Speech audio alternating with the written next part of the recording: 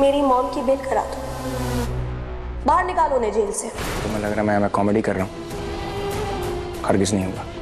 देखो, कॉमेडी तो तुम्हारी लाइफ के साथ हुई है मिस्टर कॉप, करना तो तुम्हें पड़ेगा क्योंकि कोई चॉइस नहीं है तुम्हारे पास।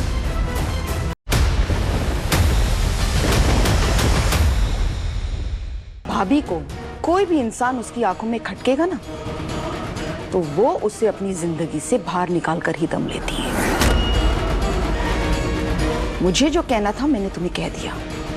तुम्हें मानना है या नहीं मानना ये तुम पे है।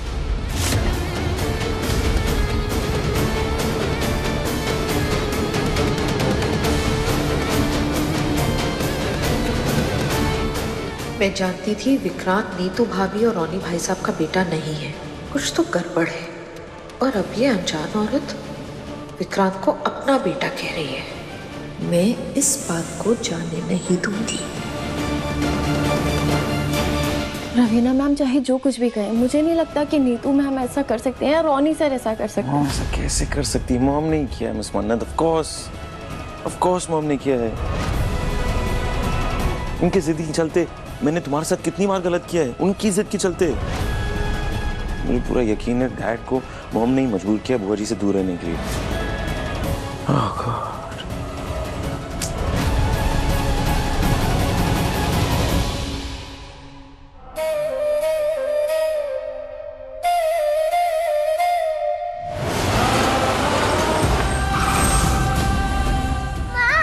विक्रांत, विक्रांत, मेरा पुत्र।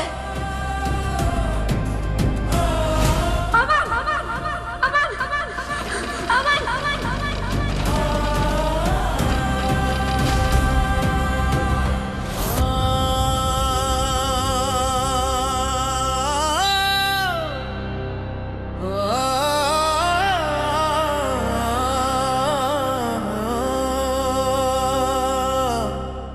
हाय।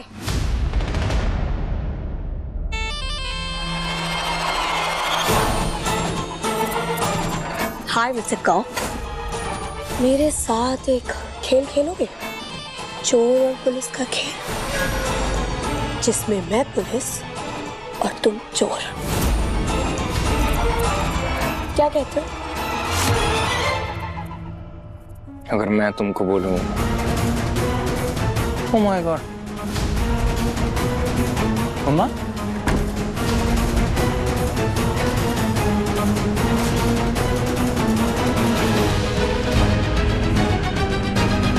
कैसी लग रही ओह हो? माय गॉड, ये क्या हाल बना रखा है आपने अपने। हाँ? क्या ये ज्वेलरी, कपड़े, ये धैर्य तुम्हें क्या ठीक है। मेरे पास बैग, कपड़े कुछ भी नहीं थे। क्या करती मैं? यहाँ गेस्ट रूम में जो मिला वो मैंने पहन लिया। और वैसे भी धैर्य, मैं रोनी सलूजा की बहन हूँ तो मैं वैसे लगनी भी तो चाहिए। आखिर हूँ मैं इस परिवार का हिस्सा ही, है कि नहीं? क्यों आई आप इस घर में? आपने झूठ क्यों बोला अमन को कि आप उसकी बुआ हैं, सरोगेट माँ है? आपको पता है आपने क्या बोला है नीचे? हाँ धैर्य, मुझे पता है मैंने क्या बोला है, लेकिन मुझे बोलना पड़ा। तुझे पता है वो लोग घर तक पहुंच गए थे, मुझसे सवाल जवाब कर रहे थे। क्या करती मैं? कुछ तो बोलना ही था ना, ताकि हमारा राज राज ही रहे। और धैर्य, मुझे लगता है कि जो हुआ वो अच्छा ही हुआ ना। अब तू देखना मैं कैसे अमन को इस बात का एहसास दिलाऊंगी कि मैं नीतू सलूजा से कई गुना ज्यादा एक अच्छी माँ हूं। फिर तू देखना अमन कैसे उस नीतू सलूजा को अपनी जिंदगी से बाहर फेंक देगा और मुझे ही अपनी असली माँ को अपना लेगा। धैर्य, मत जागो, इतना आसान नहीं है ये सब करना। आप जिस तेजी से चल रही हैं ना, ये ठीक नहीं है। मैं आपको पहले से वार्न करके चल रहा हूँ। तू नहीं समझेगा धैर्य। क्या नहीं समझूंगा मैं? एक माँ का दर्द तू कभी नहीं समझेगा। तो ठीक है, समझाओ मुझे आप। तू जानता है ना कि मैं अमन से कितना प्यार करती हूँ। सालों तक तड़पती रही हूँ उसके लिए, जानता है ना तू। और मुझे ये समझ में नहीं आ रहा कि तू मेरी चिंता क्यों कर रहा है। मैंने तुझसे कहा ना कि मैं सब कुछ संभाल लूंगी। फिर क्या संभालेंगे आप? क्या संभालेंगे आप, मुझे बताइए। इस सब के चक्कर के अंदर अमन और मन्नत, उनकी सगाई नहीं हो पाई।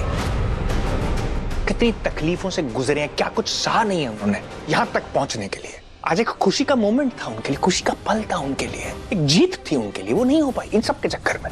आप अपने बेटे को खुश देखना चाहती हैं लेकिन वो खुश क्यों नहीं है? मन्नत, पता नहीं क्यों मुझे ऐसा लग रहा है कि जैसे वो लड़की ना मेरे लिए खतरा बन सकती है। हो सकता है उनकी सगाई ना होने में मेरा ही फायदा हो। मम्मा, आपको एक बार ना मुझसे बात करनी चाहिए थी यहाँ पे आने से पहले। क्या लगता है आपको मैं यहाँ पर क्यों हूँ? अपनी नौकरी को खतरे में डाल के उसको दाव पर लगाकर मैं यहाँ पर क्यों हूँ? आपके लिए, सिर्फ आपके लिए। एक मिनट, क्या मतलब है तेरा? क्या अमन तेरा भाई नहीं है? लेकिन मेरी बात को आप समझ नहीं रही। तू नहीं समझ रहा है धैर्य। अमन आज यहाँ पर इसलिए है क्योंकि तू उस दिन उसे बचा नहीं पाया था। वो नीतू सलूजा चुपचाप छीन कर ले गई मेरे अमन को मुझसे, वो भी तेरी वजह से। अगर तू उसे उस दिन बचा लेता ना तो तेरी दादी को उसे बेचने का मौका ही नहीं मिलता। आज इतने सालों बाद मुझे मौका मिल रहा है कि मैं अपने अमन के साथ रह सकूं, तो मुझे ही गलत ठहरा रहा है। नहीं, गलत नहीं ठहरा रहा हूं मैं आपको। मेरी बात क्या कर रहे तू धैर्य?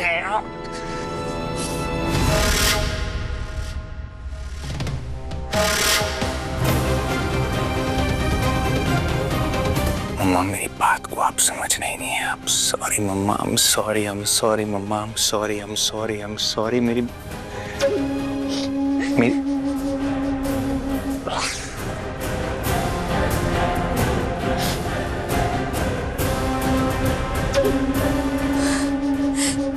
एक मिनट, कोई देख लेगा मुझे जाना होगा। आप अपना ख्याल रखना।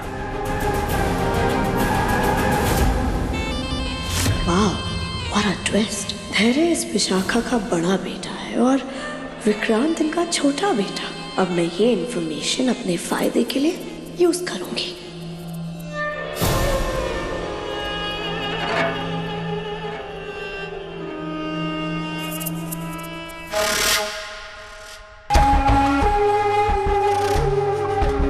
बेचारा मेरा बेटा धैर्य, नहीं, बेचारा नहीं, बेवकूफ है। इसे क्या लगा मैं अमन की बनाई ऐशो आराम भरी जिंदगी से दूर रह सकती थी? नहीं, कभी नहीं। मेरी मॉम की बेल करा दो, बाहर निकालो उन्हें जेल से। तुम्हें लग रहा है मैं कॉमेडी कर रहा हूँ? हरगिज़ नहीं होगा। देखो, कॉमेडी तो तुम्हारी लाइफ के साथ हुई है मिस्टर कॉप, करना तो तुम्हें पड़ेगा क्योंकि कोई चॉइस नहीं है तुम्हारे पास। नहीं तो मैं सबको जाके बता दूंगी। ठीक है, इजी कर देती हूँ तुम्हारे लिए। रीजन ये कि मेरी मॉम की तबीयत खराब हो गई है। देखो मिस्टर कॉप, अगर इस हफ्ते के एंड तक मेरी मॉम हॉस्पिटल में शिफ्ट नहीं हुई तो मैं ऐसा कुछ नहीं करूंगा। क्या नहीं करेंगे आप?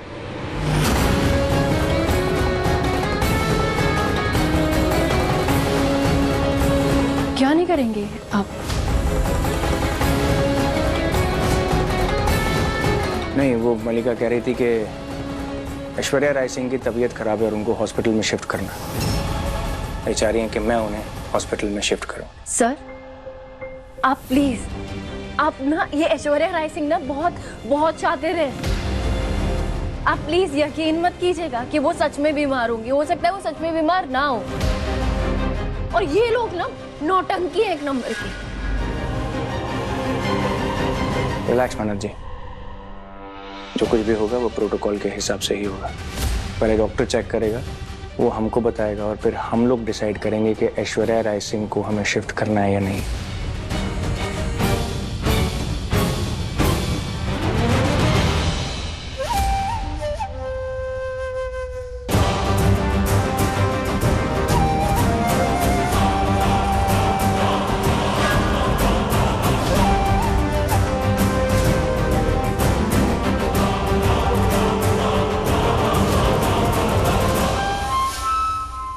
क्या हुआ? कुछ नहीं। क्यों? आप परेशान लग रहे थे। लग रहा हूँ क्या? हाँ। नहीं, ऐसा कुछ नहीं। ऐसे 36 लोग रोज आते हैं, रोज जाते हैं, मुझे कोई फर्क नहीं पड़ता। मल्ला जैसे लोग हैं ना, वो आते हैं तो पारा थोड़ा चढ़ जाता है पर फिर उतर भी जाता है। आप ठीक है? विक्रांत ठीक है? हाँ घर में सब लोग ठीक है ना?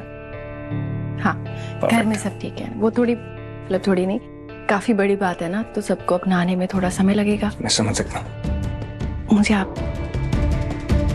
मदद चाहिए थी आप आपसे। इतना फॉर्मल क्यों हो रही हैं? बोलिए ना। वो एक्चुअली बुआ जी की बात पर ना पता नहीं क्यों यकीन नहीं हो रहा है।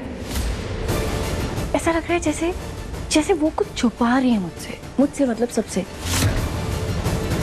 समझ क्या लगा आपको ऐसा? मतलब आपकी शक की कोई वजह तो होगी ना? हाँ, मतलब आपने देखा ना उन्होंने कैसे रिएक्ट किया। मतलब उनकी भलाई की बात हो रही थी, डॉक्टर विक्रांत सर का कंसर्न वगैरह, और कैसे रिएक्ट किया उन्होंने।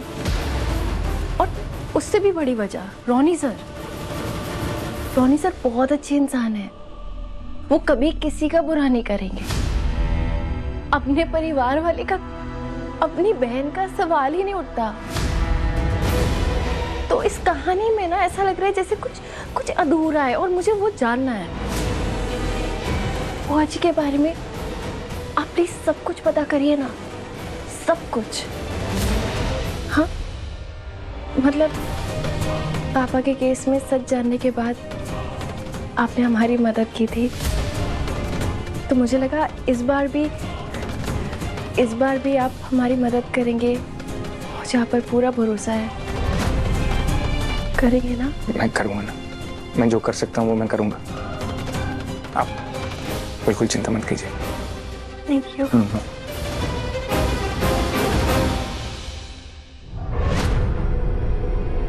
ना चाहते हुए भी जीवन में कितने झूठ बोलने पड़ रहा है हमेशा। इस घर में जो अच्छे लोग हैं ना, उन्हें मैं तकलीफ नहीं देना चाहता हूँ। औरतों ने सारा ब्रह्मांड सर पे उठा रखा है।